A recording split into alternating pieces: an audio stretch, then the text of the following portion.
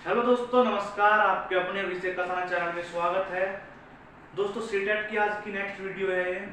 और आज की इस वीडियो में हम पढ़ेंगे जीन प्याजे के बारे में। सीटेट का सबसे इम्पोर्टेंट टॉपिक दोस्तों। वैसे इम्पोर्टेंट टॉपिक तो जो हमने करा दिया वो भी है, लेकिन सबसे ज़्यादा इम्पोर्टेंट कहे जाने वाले टॉपिक में से दोस्तों एक टॉपिक आपका जीन प्याजे। जीन प्याजे एक बहुत इम्पोर्टेंट टॉपिक सीटेट के अंदर माना जाता है। आज इसको दोस्तों हम जीन प्याजे को बिल्कुल बेसिक से लेके हाई तक, जहां तक सी टाइप में क्वेश्चन लगते हैं, बिल्कुल आसान वे में समझाएंगे और आपको समझ में आएगा, आशा करूंगा। वीडियो दोस्तों थोड़ी सी लंबी हो जाएगी, लेकिन आप घबराए नहीं। आपकी लंबी वीडियो दोस्तों आपके सी टाइप में अच्छे नंबर दिलाने में सहायक होगी। इस बात की दोस्तों आप गारंटी लेकर चल सकते हैं, कोई ऐसा नहीं है। तो जीन प्याजे आज का टॉपिक। स्विट्जरलैंड के निवासी है दोस्तों जीन प्याजे। मैं थोड़ी कंसेप्ट बातें मैंने लिखी है यहाँ पर, डिटेल में अभी समझाएंगे। जीन प्याजे आपके स्विट्जरलैंड के निवासी है, वहाँ के रहने वाले थे। सक्रिय ज्ञान निर्माता, इसको याद रख सकते हैं कि सक्रिय ज्ञान निर्माता यानी एक्टिव रहते हैं अपने ज्ञान के निर्माण में। ठीक है, अब बात करते हैं इसकी जीन प्याजे की छोटी छोटी कंसेप्ट पे। ये कंसेप्ट है थोड़े से। फिर इनकी दोस्तों 4 स्टेजेस के बारे में बात करेंगे, जहां से सी टेट में क्वेश्चन आता ही आता है। इससे कोई वो रिस्की पॉइंट नहीं है कि आएगा नहीं आएगा, ये तो यहाँ से दोस्तों क्वेश्चन लगेगा ही लगेगा। आप देखो वीडियो या मत देखो, ठीक है। अब बात करते हैं एसिमिलेशन क्या है, जिसको हिंदी में आत्मसात्करण कहते हैं। एकोमोडेशन क्या है, जिसको हिंदी में समायोजन कहते हैं। इक्वालिब्रेशन क्या है, संतुलन कहते हैं। दोस्तों 1 मिनट, जैसे कि मैं आपको इसको बंद कर देता हूँ। तो मैंने ये चीज पॉइंट बताया दोस्तों आपको, एसिमिलेशन और एकोमोडेशन और इक्वालिब्रेशन। तीनों पॉइंट क्या दोस्तों? एसिमिलेशन आत्मसात्करण। आत्मसात्करण से हिंदी के अर्थ से ही पता चल रहा है दोस्तों इसके। हमें किसी चीज को आत्मसात करना है कि भाई हाँ इस चीज को मानना है अपने आत्मा की संतुष्टि के लिए, ठीक है। एकोमोडेशन समायोजन। समायोजन में क्या है कि थोड़ा सा फेरबदल करना है, किसी चीज का योजन करना है। समान है चीज वो, लेकिन किसी का योग करना है, योजन करना है, ठीक है। इक्वालिब्रेशन संतुलन। संतुलन का क्या है कि दोनों पलड़ों को, दोनों पक्ष है उनको बराबर रखना है। तो इससे क्या है, इन चीजों को हमें समझना है। तो जैसे दोस्तों फोन आ रहा है किसी का, फोन बाद में रिसीव कर लेंगे, पहले इस टॉपिक को क्लियर कर लें। तो एसिमिलेशन में क्या है, आत्मसात्करण। जैसे दोस्तों आपने, मैं इसी टॉपिक को पहले क्लियर करता हूँ। आपका एसिमिलेशन आत्मसात्करण का एग्जांपल देकर मैं आपको समझाता हूँ। आपको दोस्तों ब्लैक डॉग के बारे में पता है, बच्चों को बताया हमने ब्लैक डॉग है। ब्लैक डॉग को दिखाया उसको रियल में। फिर दोस्तों जब उसने थोड़ी देर बाद देखा ब्राउन डॉग देखा, ब्राउन डॉग देखकर दोस्तों वो फिर आपसे क्वेश्चन पूछेगा ये क्या है, फिर आपको बताना है कि ये भी डॉग है। लेकिन अब बच्चे को क्या करना है, एसिमिलेशन करना है अपने आप में। वो क्यों करना है, पहले उसने ब्लैक डॉग देखा, लेकिन अब वो क्या है, ब्राउन डॉग देख रहा है। तो इससे क्या है, उसे एसिमिलेशन करना है अपने आप में कि जो डॉग है वो ब्राउन भी होते हैं, व्हाइट होते हैं और ब्लैक भी होते हैं, यानी कि कई तरह के ब्लैक यानी डॉग हो सकते हैं, ठीक है। एसिमिलेशन हो गया आपका ये। अब बात करते हैं समायोजन, एकोमोडेशन। दोस्तों पहले उसने ब्लैक डॉग देखा, लेकिन कुछ ही देर बाद जब वो बिल्ली को देखता है, कैट को देखता है, तो फिर दोस्तों वो अचंभित हो जाता है कि ये क्या आ गया नया बवाल मेरे सामने।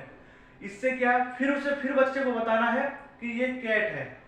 अब क्या है कि पहले उसने कलर में डिफरेंस करा, अब क्या है वो अलग डिफरेंस कर रहा है कि बिल्ली देखी है, उसने नया ऑब्जेक्ट देखा है, रियल में देखा है, अब वो है। तो अब उसे समायोजन करना है कि बिल्ली अलग है और डॉग अलग है, ठीक है। ये हो गया आपका समायोजन। दोस्तों आशा करता हूं कि ये चीजें आपको बिल्कुल आसान से समझ में आ रही होगी, कोई इतना बड़ा झंझट नहीं है, बस थोड़ा शब्दों का खेल है इसका। इक्वालिब्रेशन, ज्यादातर बच्चे इन 3 पॉइंटों को समझ नहीं पाते। क्यों नहीं समझ पाते, क्योंकि एग्जाम्पल अच्छे से नहीं दे पाता कोई भी। इक्वालिब्रेशन क्या है, संतुलन। जब दोस्तों दोनों का मेल बराबर हो, पलड़ा भारी हो, तब क्या वहां एसिमिलेशन किया जाता है। इस चीज को इतना याद रखो, बस बात खत्म। ये 3 पॉइंट बिल्कुल आसान वे में हमने समझाए, आशा करते समझ में आया होंगे। तो अब चलते हैं दोस्तों, हमने जीन प्याजे के निवास, कहाँ के रहने वाले थे, सभी चीजों के बारे में पढ़ लिया। अब जीन प्याजे की कुछ स्टेजेस है दोस्तों, जीन प्याजे की कुछ स्टेजेस है जीन पियाजे ने स्टेज दिया अपनी 4 स्टेज। पहली स्टेज का नाम है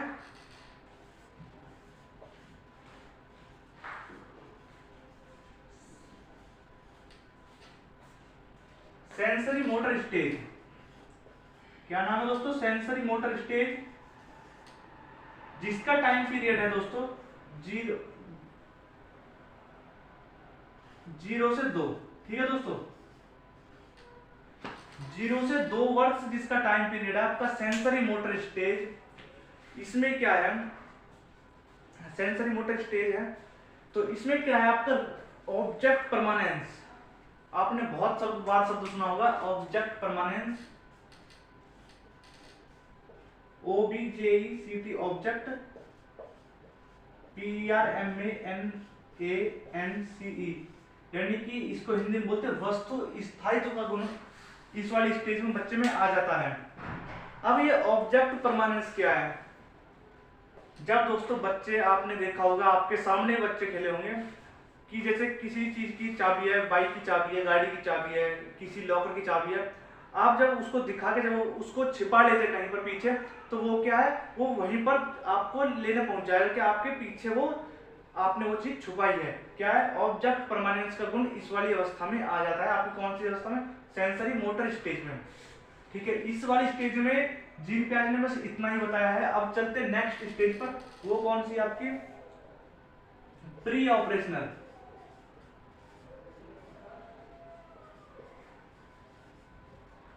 प्री ऑपरेशनल स्टेज के बारे में बात करते हैं, जिसका टाइम पीरियड है 2 से 7 वर्ष। ठीक है दोस्तों,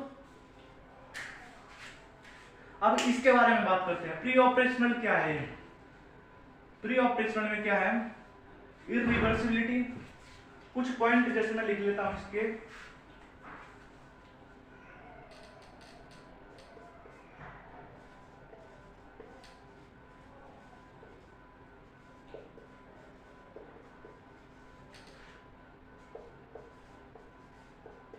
आपका इरिवर्सिबिलिटी हो गया, आपका एनिमिज्म हो गया, और आपका 1-2 पॉइंट हो गया।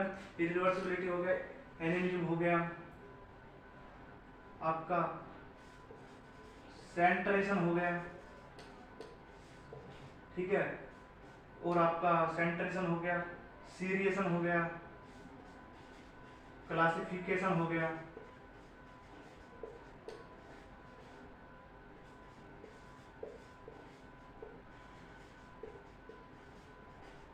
सीरिएशन हो गया।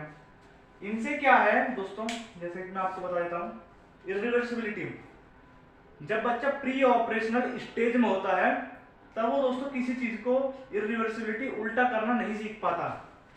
जैसे कि मेरा बहुत फेमस एग्जांपल है, जिसे मैं पहले से लेकर चल रहा हूं, 3 + 5 = 8 होते हैं। इस चीज को बच्चा पता जान लेगा, लेकिन जब हम उसके बाद इस सवाल को कराने के बाद जब हम बच्चों को देंगे इस वाले सवाल को 5 + 3 = क्या होगा, इसका आंसर बताओ, तो जब बच्चा प्री ऑपरेशनल स्टेज में होगा तो इसका जवाब नहीं दे पाएगा। ठीक है दोस्तों, इस बात को इतना याद रखो कि इस सवाल का जवाब नहीं दे पाएगा, रिवर्सिबिलिटी नहीं कर पाएगा किसी भी चीज की, इसलिए इस चीज को हम बोलते हैं इररिवर्सिबिलिटी। ठीक है, एनिमिज में क्या होता है? सजीव और निर्जीव वस्तु जो बोल पाती है और जो नहीं बोल पाती उनमें अंतर नहीं कर पाएगा। ठीक है, अब कंफ्यूज रहेगा कि ये चीज बोलती है या नहीं बोलती। जैसे कि दुकान पे आपने देखा होगा कि बाहर, दुकान के बाहर जो निर्जीव वस्तु है उनको कपड़ा पहनाकर लटका देते हैं, खड़ा कर देते हैं, तो वो क्या है, उसमें अंतर नहीं कर पाएगा कि वो समझेगा कि ये भी बोलते होंगे। ठीक है, इस तरीके का जब अंतर नहीं कर पाएगा बच्चा, वो प्री ऑपरेशनल स्टेज में आएगा और उसको कहते हैं एनिमिज्म। ठीक है, सेंट्रेशन, सेंट्रेशन क्या है? किसी भी चीज का जो केंद्र है बच्चा उससे अनजान होगा, उस चीज को नहीं समझ पाएगा। क्लासिफिकेशन क्या है? किसी भी चीज का वर्गीकरण नहीं कर पाएगा। जैसे कि हम पेन है और मार्कर है और आपकी पेंसिल है, जब इन तीनों की घनी सारी वो हो, 4-4, 5-5 ये चीजें हो, और उनको मिक्स करके जब हम कहें कि पेन को अलग रखो, पेंसिल को अलग रखो, मार्कर को अलग रखो, तो वो क्या है, इस चीज का क्लासिफिकेशन नहीं कर पाएगा बिल्कुल भी। जैसे कि आपने 2 ट्राइंगल लिए और 2 लिए रेक्टेंगल, उनसे कहा कि अब ट्राइंगल को एक साथ रखो, रेक्टेंगल को एक साथ रखो, तो इस तरीके का क्लासिफिकेशन बच्चा नहीं कर पाएगा। फिर है सीरिएशन की बात, हम कहेंगे कि छोटी पेंसिल है, फिर उससे बड़ी पेंसिल है, फिर उससे बड़ी पेंसिल हमने बच्चों को दी, हमने बच्चों से कहा पहले छोटी को लगाओ, फिर बड़ी, फिर उससे बड़ी, फिर उससे बड़ी, जैसे कि इस तरीके से छोटी बड़ी इससे बड़ी इससे बड़ी। तो इस तरीके का भी बच्चा नहीं कर पाएगा सीरिएशन। ठीक है, ये चीज दोस्तों आपको समझ में आई होगी, आशा करता हूँ। फिर दोस्तों आपकी तीसरी स्टेज आती है, यहाँ पर दोस्तों जगह कम है, फोर्थ वाली स्टेज को हम कर लेंगे। तीसरी स्टेज में यहाँ कर लेता हूँ, आपकी तीसरी स्टेज आती है concrete operational stage.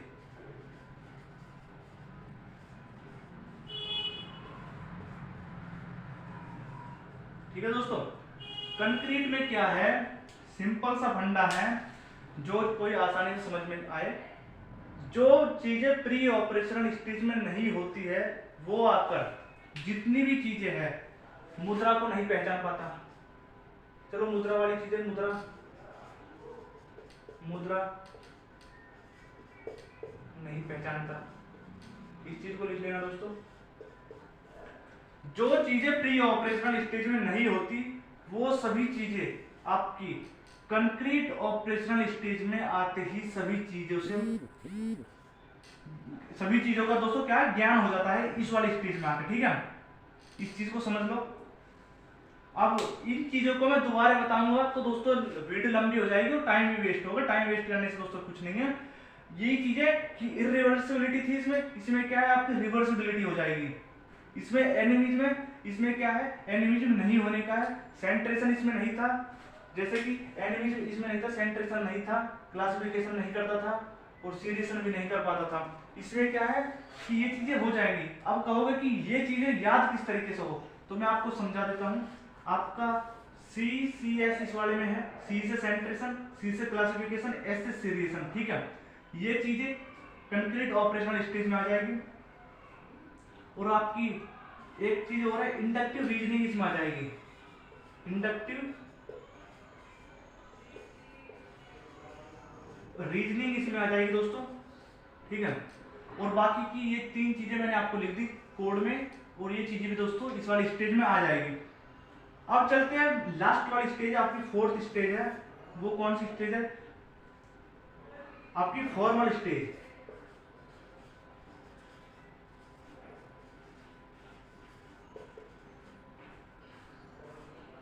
Formal stage में क्या है आपका, इसका टाइम पीरियड है 0 से 2, 2 से 7। इसका टाइम पीरियड दोस्तों आपका 7 से 11 है।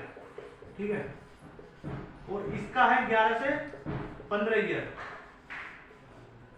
इसमें दो ही पॉइंट है दोस्तों फॉर्मल स्टेज में आपके,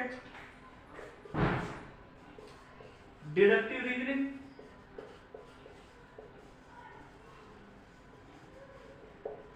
और हाइपोथेटिकल डिडक्टिव रीजनिंग। दो पॉइंटों को दोस्तों याद रख लो, इसमें यही काफी है।